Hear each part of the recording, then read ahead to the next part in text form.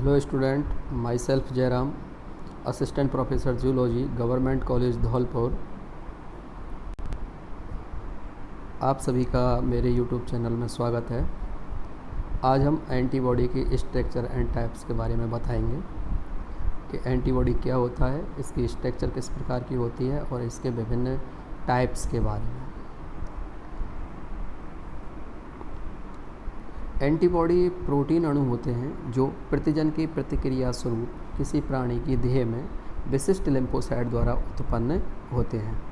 ये विशेष प्रकार के ग्लोबुलिन प्रोटीन से बने होते हैं। ग्लोबुलिन प्रोटीन से बने होते हैं और इन्हें इम्यूनोग्लोबिन भी कहते हैं। इन्हें IgG से दर्शाते हैं।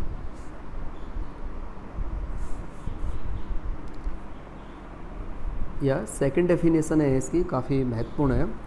Antigen are the antigen binding protein present on the B cell surface and secreted by plasma cell. Antibody विशेष प्रकार की एंटीजन बाइंडिंग प्रोटीन होती हैं जो प्लाज्मा सेल द्वारा सीक्रेट होती हैं या उत्पन्न होती हैं तथा बी लिम्फोसाइट की सतह पर पाई जाती हैं। तो यहाँ आप इसको इस प्रकार समझ सकते हैं। ये एक कोशिका है जिसे हम बी लिम्फोसाइट कहते हैं। ये कोशिका डिफरेंशिएट होती है, विभाजित होती है। तो ये कोशिका बी प्लाज्मा सेल बनाती है और एक बनाती है ये मेमोरी सेल्स। ये तो बी कोशिका हो गई, बी लिम्फोसाइट कोशिका है। जब ये डिफरेंशिएट होती है तो ये बनाती है plasma cell and memory cells. दो प्रकार की कोशिकाएं बनाती है। तो आपको यहाँ ध्यान देने योग्य बात है कि जब कभी भी होस्ट या परपोषी के शरीर में एंटीजन प्रवेश करता है तो ये विशेष प्रकार की जो कोशिकाएं हैं, बी लिम्फोसाइट हैं, ये उद्दीपित होती हैं, स्टिमुलेट होती हैं और ये कोशिकाएं डिफरेंशिएट होकर के प्लाज्मा कोशिकाएं बनाती हैं तथा इसके साथ साथ मेमोरी सेल भी बनाती हैं। ये जो प्लाज्मा कोशिकाएं हैं, ये प्लाज्मा कोशिकाएं विशेष प्रकार की एंटीबॉडी बनाती हैं जिन्हें हम इम्यूनोग्लोबुलिन के नाम से जानते हैं। और ये जो ग्लोबुलिन प्रोटीन होती है ये इसकी सतह पर इस तरह से व्यवस्थित हो जाती है। जैसे ये सेल है और इस सेल पे ये इस तरह से इसकी सतह पर जुड़ी हुई होती हैं प्लाज्मा सेल पे बाहर। अब जब भी कोई एंटीजन आएगा तो इससे जुड़ जाएगा, रिएक्ट करेगा और एंटीजन एंटीबॉडी इंटरेक्शन होगा और एंटीबॉडी एंटीजन से जुड़ के और उसे नष्ट कर देती है। तो एंटीजन विशेष प्रकार की प्रोटीन होती है जो एंटीजन के शरीर में प्रवेश करने के फलस्वरूप बी लिम्फोसाइट कोशिकाओं द्वारा उत्पन्न होती हैं। तो ये विशेष प्रकार की प्रोटीन हो गई। और ये प्रोटीन कौन सी है? Globulin proteins. ये प्रोटीन ग्लोबुलिन प्रोटीन से निर्मित होती हैं, इसीलिए इन्हें हम इम्यूनोग्लोबिन के नाम से जानते हैं और इन्हें IgG से प्रदर्शित करते हैं। Basic structure of antibody.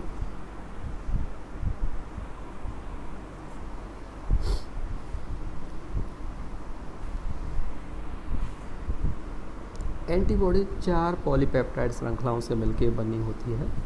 आप यहाँ पे पूरे स्ट्रक्चर को एक बार देख लें। ये जो पॉलीपेप्टाइड श्रृंखला है ये हैवी चेन है, H हैवी चेन। दूसरी ये हो गई heavy chain, H heavy chain. तो इसमें H2 दो हैवी चेन होती हैं और इनका जो मॉलिक्यूलर वेट होता है वो होता है 50,000 या इससे अधिक होता है।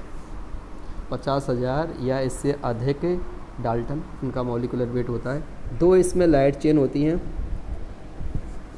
एक दो। ये चारों पॉलीपेप्टाइड श्रृंखलाएं आपस में सल्फाइड बंध द्वारा जुड़ी हुई होती हैं। जो डाइसल्फाइड बॉन्ड होता है उसके द्वारा जुड़ी होती हैं। अब ये डाइसल्फाइड बॉन्ड है क्या? पॉलीपेप्टाइड श्रृंखला में जहाँ जहाँ सल्फ़र कंटेनिंग अमीनो एसिड आते हैं, तो पास स्थित दो सल्फ़र कंटेनिंग अमीनो एसिड आपस में डाइसल्फाइड बंध बनाते हैं, उनके द्वारा ये आपस में जुड़ी हुई होती हैं। तो यहाँ पे इसमें जो प्रारूपिक एंटीबॉडी है ये 4 पॉलीपेप्टाइड श्रृंखलाओं से मिलकर बनी होती है। ये चारों पॉलीपेप्टाइड श्रृंखलाएँ एक दूसरे से डाइसल्फाइड बंध के द्वारा जुड़ी हुई होती हैं। वह बाई शेप में व्यवस्थित होती हैं। आप यहाँ इस डायग्राम को देख सकते हैं कि जस्ट लाइक एज ये बाई शेप है और ये बाई शेप में व्यवस्थित होती हैं।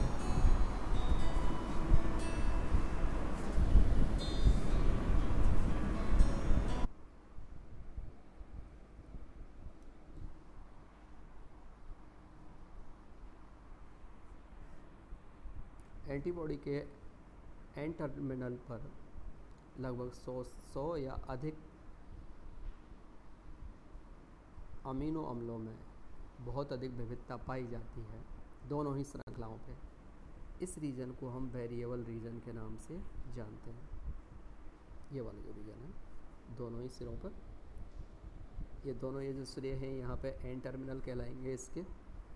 ये लाइट चेन है, लाइट चेन का एंड टर्मिनल ये कहलाएगा, हैवी चेन का एंड टर्मिनल ये कहलाएगा। यहाँ पे ये हैवी चेन का एंड टर्मिनल और ये लाइट चेन का एंड टर्मिनल। और नीचे ये इसका सी टर्मिनल, ये इसका नीचे और भी नीचे आएगा, ये यहाँ पे ये इसका सी टर्मिनल कहलाएगा। ये दोनों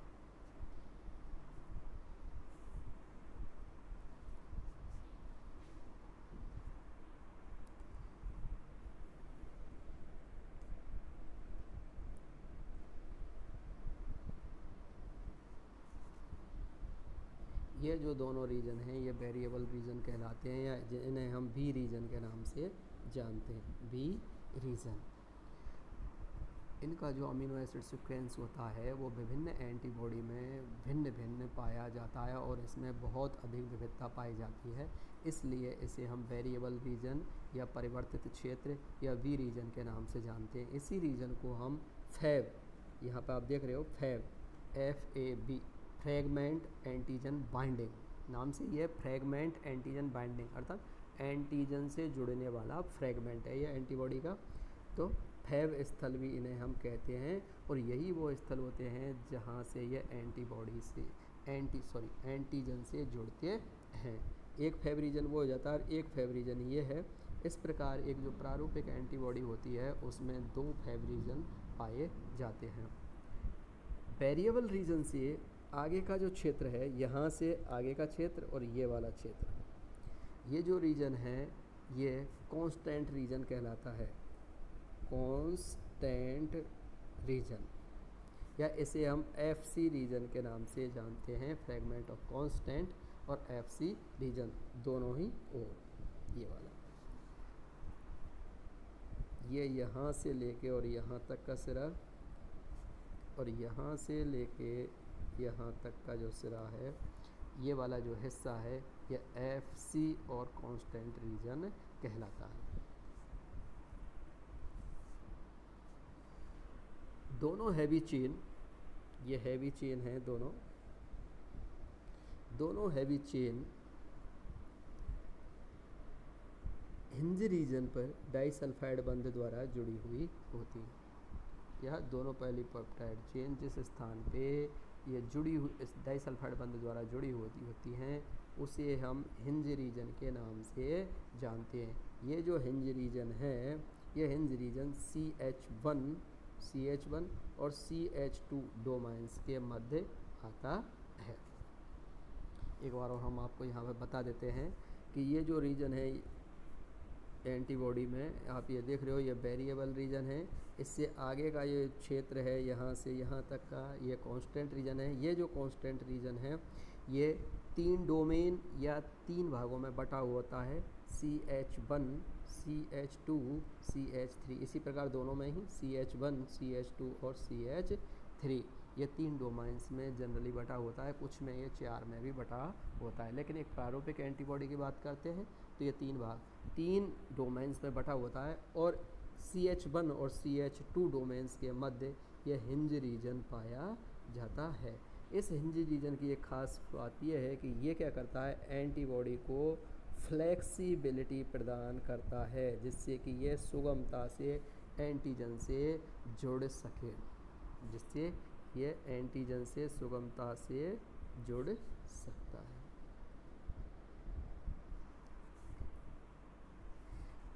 एक बार पुनः हम एंटीबॉडी के स्ट्रक्चर देख लेते हैं। तो एंटीबॉडी 4 पेप्टाइड या पॉलीपेप्टाइड श्रृंखलाओं से मिलकर बना होता है। ये चारों पॉलीपेप्टाइड श्रृंखलाएं आपस में डाइसल्फाइड बंध के द्वारा जुड़ी हुई होती हैं, वह बाई शेप में व्यवस्थित होती हैं। इसके एन टर्मिनल पर लगभग 100 या अधिक अमीनो अम्लों में बहुत अधिक विविधता विभिन्न एंटीबॉडी में पाई जाती है, जिस रीजन को हम वेरिएबल रीजन के नाम से जानते हैं, तथा इससे जो आगे का क्षेत्र है उसे हम कांस्टेंट रीजन कहते हैं। कांस्टेंट रीजन कहते हैं। ये कांस्टेंट रीजन 3 या 4 भागों में बटा हुआ होता है। दोनों हैवी चेन हिंज रीजन द्वारा आपस में जुड़ी हुई होती हैं, और ये हिंज रीजन फ्लेक्सिबिलिटी प्रदान करता है, फ्लेक्सिबिलिटी लचीलापन प्रदान करता है, जिससे कारण क्या होगा, ये आसानी से एडजस्ट होके और एंटीजन से जुड़ सकती है। तो स्टूडेंट्स, ये सिंपल तरीके से और एंटीबॉडी की संरचना होती है। पिछले 2016 के कॉलेज लेक्चरर एजुकेशन में ये क्वेश्चन पूछा गया था कि जो IgG एंटीबॉडी होती है उसमें कितने फैब रीजन तथा कितने FC रीजन पाए जाते हैं। तो यहाँ आप गौर से देखें कि इस पूरे जो एंटीबॉडी के स्ट्रक्चर में आपको कितने फैब रीजन दिखाई दे रहे हैं और कितने FC रीजन दिखाई दे रहे हैं। तो आप यहाँ देखेंगे कि एक तो ये रीजन होगा, ये फैब रीजन है, ये फैब रीजन है। तो यहाँ पे आपको 2 फैब रीजन होते हैं इसमें, एक प्रारूपिक एंटीबॉडी में, और जो FC रीजन होता है वो 1 होता है। FC रीजन 1 होता है। ये एक टिपिकल इम्यूनोग्लोबिन की स्ट्रक्चर थी। एक बार और पुनः आप देख लें, बाई शेप ये होती है।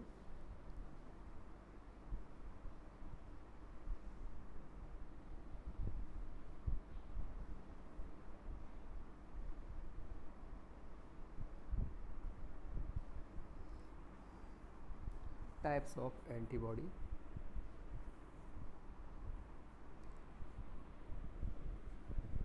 एंटीबॉडी के कांस्टेंट फ्रेगमेंट में, कांस्टेंट खंड या फ्रेगमेंट, हमने आपको बताया था कि जो कार्बोक्सी टर्मिनल की तरफ जो हिस्सा पाया जा रहा है उसे हम कांस्टेंट खंड कह रहे हैं। उसमें विविधता के आधार पे, हाँ एक बार यहाँ यह भी क्लियर मैं यहाँ पे कर देता हूँ कि एंटीबॉडी के दोनों ही भाग, एक तो वेरिएबल रीजन और एक कांस्टेंट रीजन, दोनों में ही विविधता पाई जाती है। बट वेरिएबल रीजन में बहुत ज़्यादा विविधता पाई जाती है, इसलिए उसे वेरिएबल रीजन कहते हैं। कांस्टेंट रीजन में थोड़ी कम विविधता पाई जाती है। अब कांस्टेंट खंड में विविधता के आधार पे एंटीबॉडियों को 5 आइसोटोप्स या 5 क्लासेज में बांटा गया है, और ये मुख्य रूप से हैं IgG,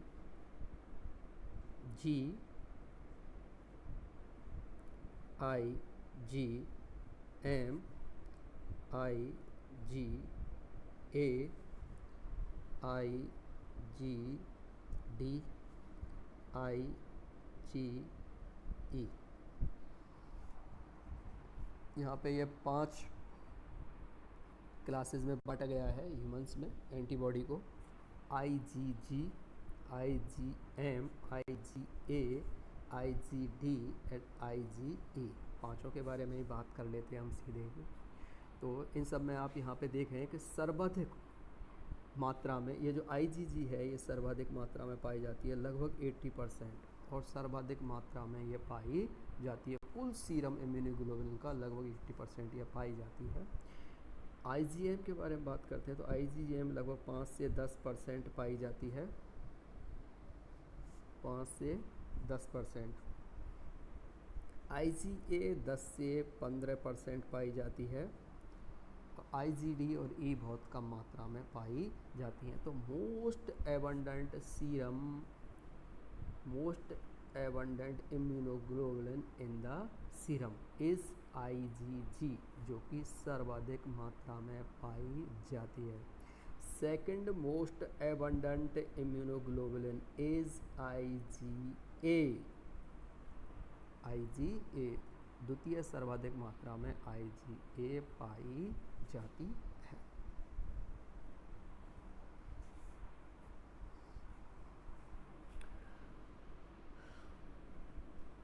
फर्स्ट हम डिस्कस करते हैं IgG।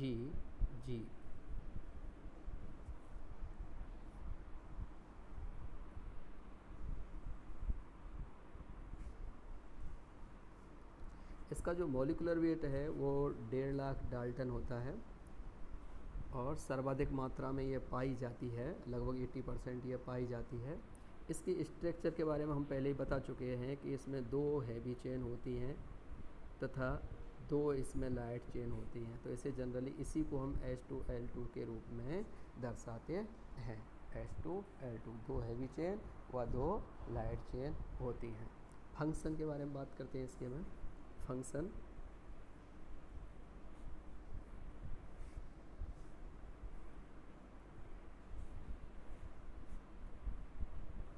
कार्य, इसका जो मेन और इम्पोर्टेंट काम है, इसमें प्लेसेंटा को पार करने की क्षमता पाई जाती है। प्लेसेंटा नंबर 1 और महत्वपूर्ण जो इसका काम है कि इसमें प्लेसेंटा को पार करने की क्षमता पाई जाती है। तो ये जो फीटस होता है, जो गर्भस्थ होता है या गर्भ जिसे हम कहते हैं, माँ के पेट में जो गर्भ पल रहा होता है, उसको ये सुरक्षा प्रदान करता है। महत्वपूर्ण कार्य है ये। केवल यही एक एंटीबॉडियों का एक ऐसा वर्ग है जिसमें प्लेसेंटा को पार करने की क्षमता पाई जाती है। वह शिशु जो गर्भ है उसकी सुरक्षा का काम करता है। एक सेकंड है ये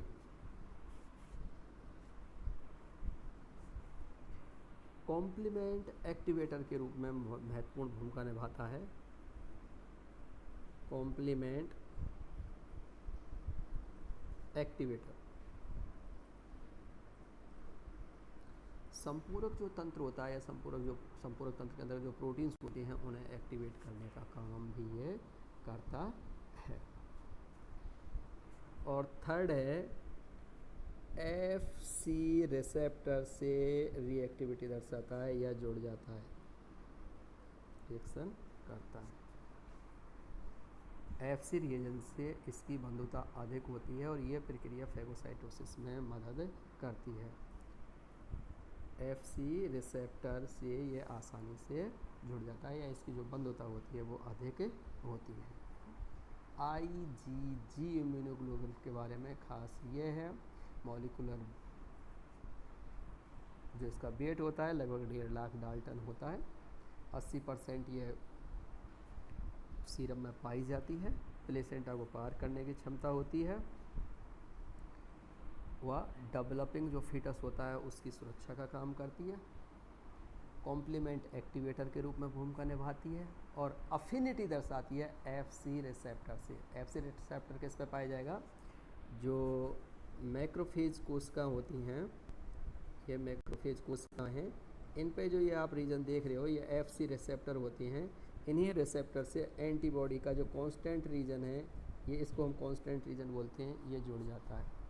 ये हमने आपको बताया था कि ये FC रीजन है और ये है FC रिसेप्टर, तो ये इससे बंधुता रखता है या एफिनिटी रखता है।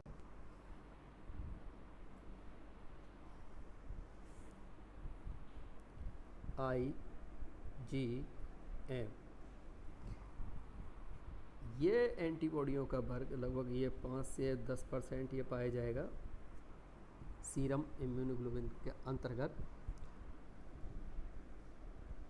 9 लाख डाल्टन इसका मॉलिकुलर वेट होता है। सबसे बड़े आकार के ये एंटीबॉडी होते हैं और मोस्टली ये पेंटामर में पाए जाते हैं, पेंटामर अवस्था में पाए जाते हैं, अर्थात मोनोमर की 5 इकाइयाँ इसके अंतर्गत जुड़ी हुई होती हैं। इसमें 5 FC रीजन अर्थात कॉन्स्टेंट रीजन तथा 10 फैब रीजन पाए जाते हैं। तो ये जो IgG एंटीबॉडी होती है उसकी तुलना में इस पर एंटीजन से जुड़ने के अधिक स्थल पाए जाते हैं। हमने आपको बताया था कि ये जो फैब रीजन होता है यही रीजन ऐसा होता है एंटीबॉडी के अंतर्गत जो एंटीजन से बाइंड करता है या एंटीजन से जुड़ता है। तो इसमें एंटीजन से बंधुता के लिए अधिक वैलेंसी इसकी उपस्थित होती है या इसमें अधिक फैब रीजन पाए जाती हैं, तो ये अधिक इफेक्टिव होती है। इसके साथ साथ इसमें जे चेन पाई जाती है जो ये जो मोनोमेरिक होते हैं उन सबको जोड़ने का काम करती है। ये पांच मोनोमेरिक डाइसल्फाइड बंध के द्वारा जुड़ के पेंटामेरिक एंटीबॉडी का निर्माण करते हैं।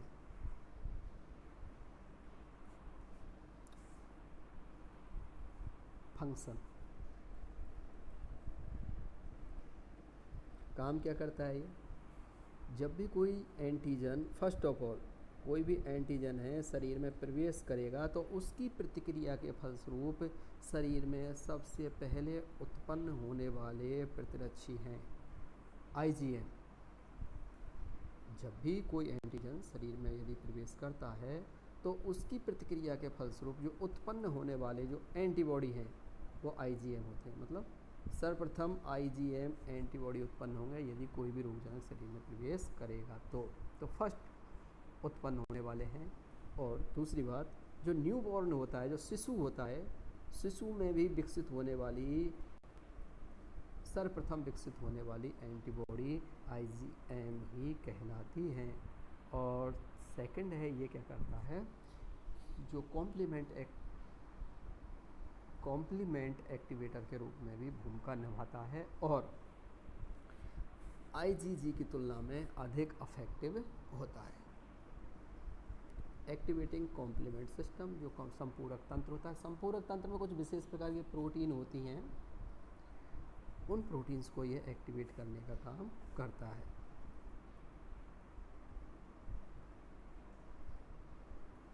उन्हें एक बार देख लेते हैं। IgM लार्ज साइज़ का होता है, पेंटामेरिक है, 5 से 10% पाया जाता है। First antibody to response against antigen के विरुद्ध सर्वप्रथम अनुक्रिया दर्शाता है ये। और first IgG synthesised in neonate अर्थात शिशु में उत्पन्न होने वाली प्रथम प्रतिरक्षी है ये। और इंटरसेलुलर फ्लूइड में ये बहुत कम पाई जाती है, अर्थात कोशिका के अंदर ही ये पाई जाती है तथा इसके साथ साथ ये लिम्फोसाइट की सतह पर भी पाई जाती है। IgA कुल सीरम इम्यूनोग्लोबिन का लगभग 10 से 15% ये पाई जाती है। सेकेंड लार्जेस्ट क्लास है ये, IgG के बाद दूसरा सबसे बड़ा समूह है एंटीबॉडी का। मॉलिक्यूलर वेट 1,60,000 डाल्टन के लगभग होता है। और जो एक्सटर्नल सीक्रेशन होते हैं जैसे टीयर्स आंसुओं में, सलाइवा लार में, इसके अलावा चाहे वो ब्रंकियल का सीक्रेशन हो जैसे श्वसन पथ का सीक्रेशन है या आहार नाल का जो सीक्रेशन है, गैस्ट्रोइंटेस्टाइनल जो ट्रैक्ट होती है या डाइजेस्टिव जो ट्रैक्ट होती है उसका सीक्रेशन है, इसमें यह है विशेषकर प्रीडोमिनेंटली पाया जाता है, यानी मोस्टली इन सीक्रेशंस में ये पाया जाता है। इसे हम सीक्रेटरी एंटीबॉडी के नाम से भी जानते हैं।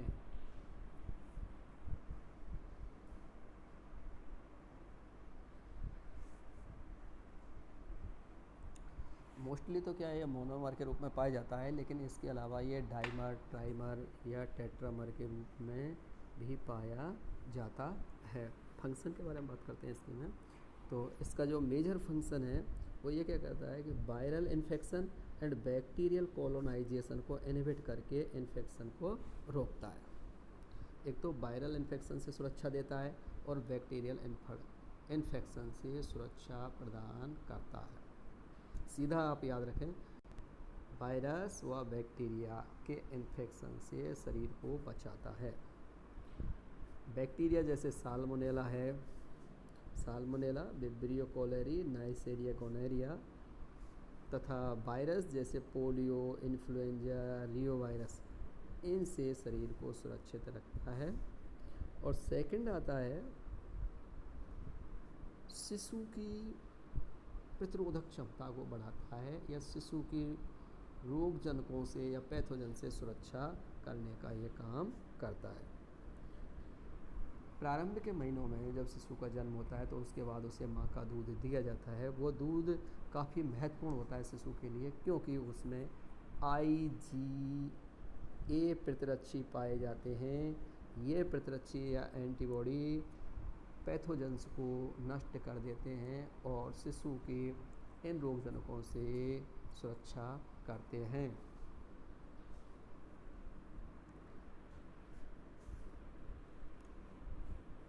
फोर्थ है IgE प्रतिरक्षी। यह कुल सीरम इम्यूनोग्लोबिन का लगभग 0.05% पाए जाते हैं। मॉलिक्यूलर वेट इनका 2 लाख डाल्टन होता है। और ये एलर्जिक जो प्रतिक्रिया होती है उसमें मध्यवर्ती के रूप में भूमिका निभाते हैं। खास काम है इसका, और मेन काम है इसका एलर्जिक प्रतिरक्षा या एलर्जिक जो रिएक्शंस होती हैं उनमें यह मध्यवर्ती के रूप में भूमिका निभाती हैं, तथा पैरासाइटिक जो इन्फेक्शन होता है उससे भी ये सुरक्षा प्रदान करती हैं। मोस्ट है IgE एलर्जिक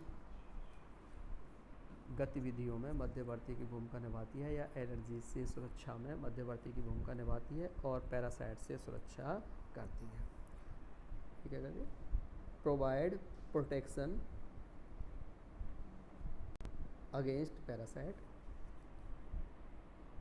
और यह मास्ट सेल व बेसोफिल को भी एक्टिवेट करती है। तो 0.05% ये पाई जाती है। मॉलिक्यूलर वेट भी 2 लाख होता है। एलर्जिक प्रतिक्रियाओं में ये मध्यवर्ती की भूमिका निभाती हैं और पैथोजन से सुरक्षा करती हैं। IgD के बारे में बात करते हैं तो ये काफ़ी कम मात्रा में पाई जाती हैं, 0.2% ये पाई जाती हैं कुल सीरम इम्यूनोग्लोबुलिन का। और ये IgM के साथ साथ जो बी लिम्फोसाइट कोशिकाएँ होती हैं उनकी सतह पर पाई जाती हैं। ये बी लिम्फोसाइट कोशिका इसकी सतह पर ये लगी हुई होती हैं, बाहर की ओर ये लगी हुई होती हैं, और ऐसा बताते हैं कि ये एंटीबॉडी बी लिम्फोसाइट को अन्य एंटीबॉडी निर्माण के लिए भी प्रेरित करती है। तो स्टूडेंट, आज हम एंटीबॉडी क्या है, एंटीबॉडी स्ट्रक्चर के बारे में एंड एंटीबॉडी के टाइप्स के बारे में आज हमने आपको बताया। और मैं ये उम्मीद करता हूँ कि आपको ये लेक्चर पसंद आया होगा। यदि आपसे ठीक प्रकार से पढ़ें, और यदि एक बार में आपके समझ में ना आए तो पुनः इस वीडियो को आप देख सकते हैं, लेकिन कोशिश ये करें कि आप इस कोविड पेंडेमिक में पूरा लाभ उठाएं। और जहाँ कहीं भी कोई परेशानी हो तो मेरे मोबाइल नंबर पर कांटेक्ट करके भी आप मुझसे पूछ सकते हैं। तो आज हमने आपको एंटीबॉडी के बारे में बताया, एंटीबॉडी के स्ट्रक्चर के बारे में बताया, और इसके 5 जो क्लासेज हैं IgG, IgM, IgD, E, A, इन सभी के बारे में बताया। Thank you student, thank you for listening.